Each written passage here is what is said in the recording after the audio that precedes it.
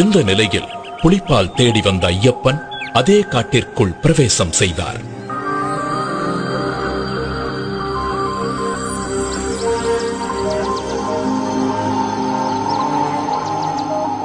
ஒளியே புக முடியாத காட்டிற்குள் சூரியன் நுழைந்தது போலிருந்தது ஐயப்பனின் வருகை.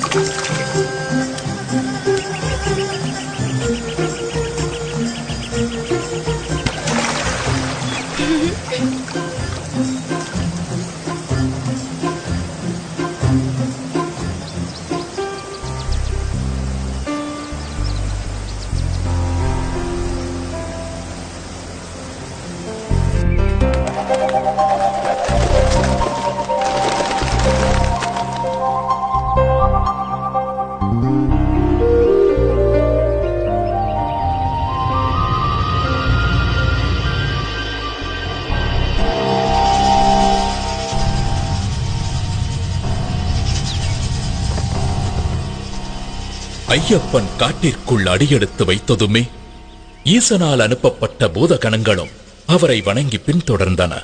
தேவேந்திரன் தலைமையில் தேவர்களும் ஐயப்பனுக்கு துணையாக வந்தனர். ஐயப்பனின் வருகையை அறிந்து கொண்டாள் மகிஷமுகி. ஐயப்பனை அழிக்க நினைத்து யுத்தத்திற்கு தயாரானாள். தன்னை எதிர்க்க ஒரு பாலகன் வந்திருப்பதைக் கண்டு சிரித்தாள் மகிஷமுகி.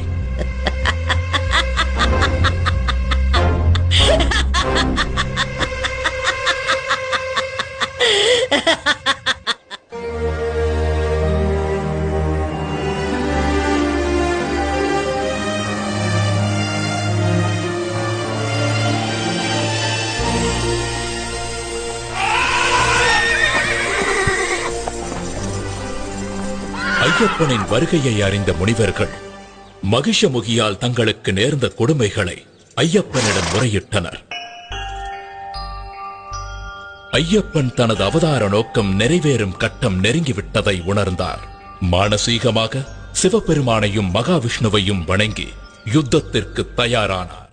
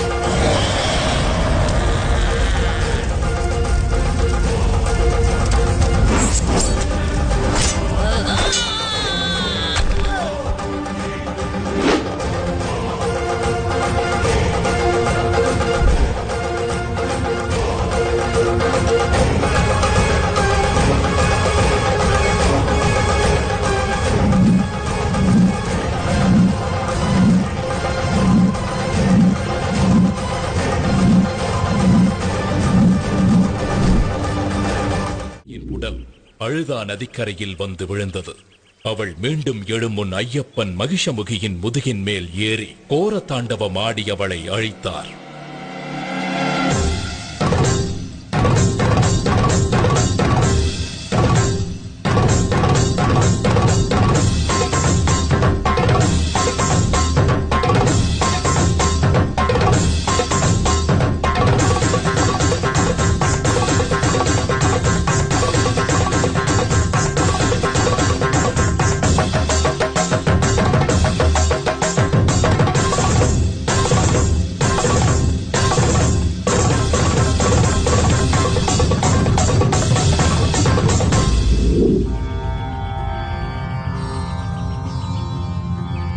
ஐயப்பனின் மகிஷமுகி சம்ஹார நர்த்தனத்தை காண வந்திருந்த ஈசன் தனது காளையை பக்கத்தில் உள்ள மரத்தில் கட்டி வைத்தார்.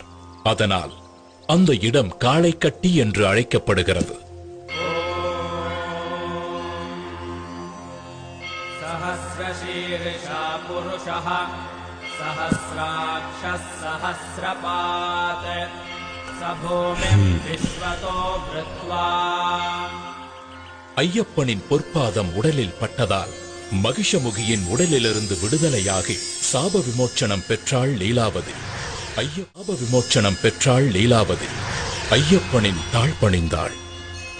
ஐயனே, தங்களது பொற்பாதம் என் மீது பட்டதால் நான் சாப விமோச்சனம் அடைந்தேன். இனி நான் தங்களுக்கே சொந்தம். என்னை ஏற்றுக்கொண்டு அருள் பாலிக்க வேண்டும். உன் விருப்பம் நிறைவேறாது. இந்த அவதாரத்தில் நித்திய பிரம்மச்சாரியாகவே நான் இருக்கப் போகிறேன். ஆனாலும் ஒரு வாய்ப்பு இருக்கிறது. எனக்கென்று ஒரு கோவில் கட்டப்படும். அப்போது என்னை தரிசிக்க லட்சக்கணக்கில் பக்தர்கள் வருவார்கள். வருடா வருடம் என் பக்தர்களின் கூட்டம் அதிகரித்துக் கொண்டே போகும். ஒவ்வொரு வருடமும் புதிதாக பக்தர்கள் என்னை முதன்முறையாக தரிசிக்க வருவார்கள். அப்படி எந்த வருடத்தில் புதிய பக்தர் யாரும் வரவில்லையோ அப்போது உன்னை நான் திருமணம் செய்து கொள்கிறேன். அதுவரை காத்திரு. என்னுடைய கோவிலுக்கு அருகிலேயே உனக்கும் ஒரு கோவிலை கட்டுவார்கள். உன்னை மாளிகைபுரத்து அம்மன் மஞ்ச மாதா என்றெல்லாம் அழைத்து மக்கள் வழிபடுவார்கள். என்னை காண வரும் பக்தர்கள் உன் கோவிலுக்கும் வந்து உன்னையும் தரிசித்துவிட்டு செல்வார்கள். எனக்கு அருகிலேயே இருக்கும் நீ எந்த வருடத்தில் புதிய பக்தர் யாரும் என்னை தரிசிக்க வரவில்லை என்பதை கண்டு கொள்ளலாம். அதுவரை காத்திரு. தங்கள் சித்தம் இதுதான் என்றால் என் பாக்கியமும் இதுதான். தங்களுக்கு சமமாக எனக்கும் ஒரு கோவிலினை கட்டி என்னையும் மக்கள் வந்து வணங்குவார்கள் என்று எனக்கு சரியாசனம் தந்த பரம்பொருளே, உம்மை வணங்குகிறேன்.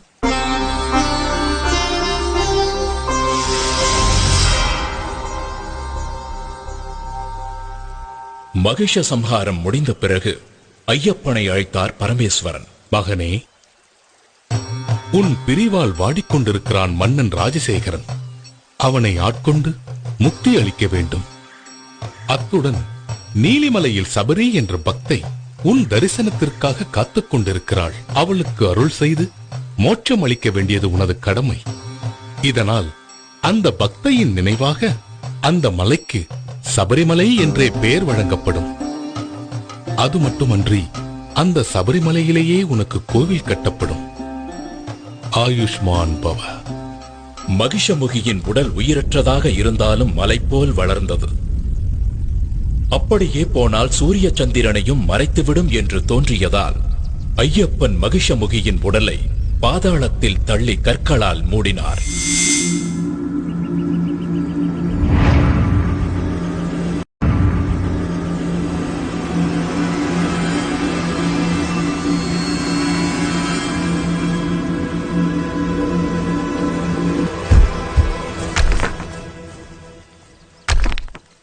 ஐயனின் ஆணைப்படி பூதகணங்களும் தேவர்களும் கற்களை எடுத்து வீசி கற்குவியலுக்குள் மகிஷமுகியின் உடலை புதைத்தனர்.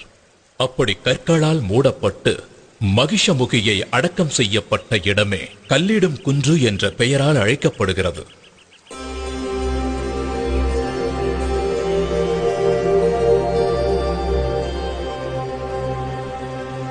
இந்திராதிபதியே, இந்த சம்ஹாரத்தை முடித்த எனக்கு இன்னொரு கடமையும் இருக்கிறது. என் தாய் அங்கே கடும் தலைவலியால் துடித்துக் கொண்டிருக்கிறார்.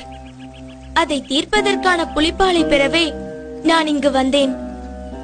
இது என் மீது அளவற்ற பாசம் கொண்டிருக்கும் என் இரு கண்களையும் போன்ற தாய்க்கும் தந்தைக்கும் நான் ஆற்ற வேண்டிய கடமையாகும்.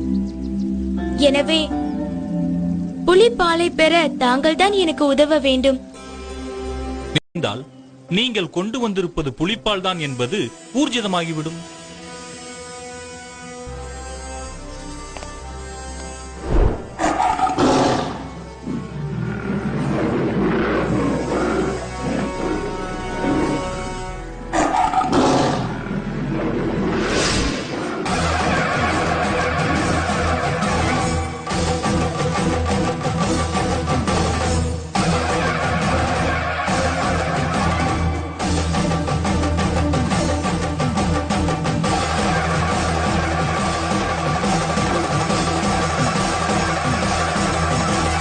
மகிஷமுகி வதம் கண்ட மணிகண்ட சுவாமி அவர் வாரானே வன்புலியும் ஏறியே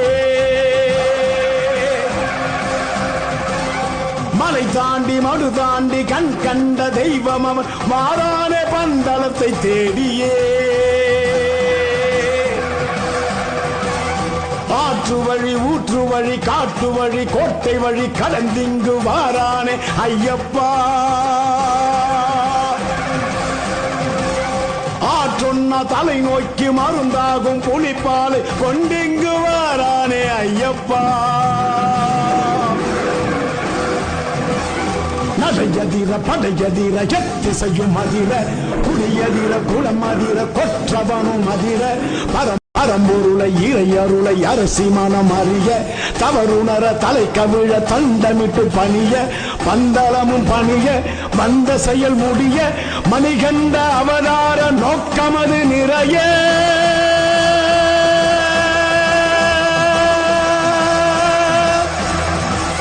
வில்லாளி வீரன் புலியை வாகனமாக கொண்டு புலிக்கூட்டம் புடைசூழ பந்தல ராஜ்யத்தை வந்தடைந்தார்.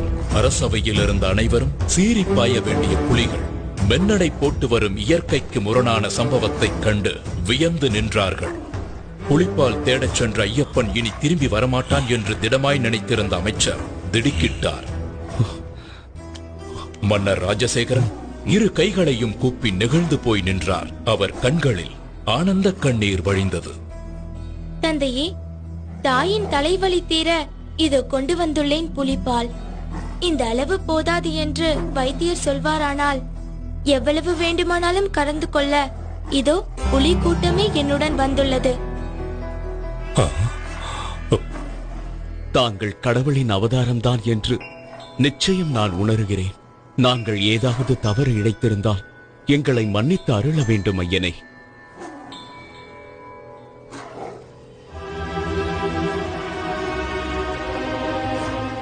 மகாராணி, உன்னுடைய தலைவலியை போக்க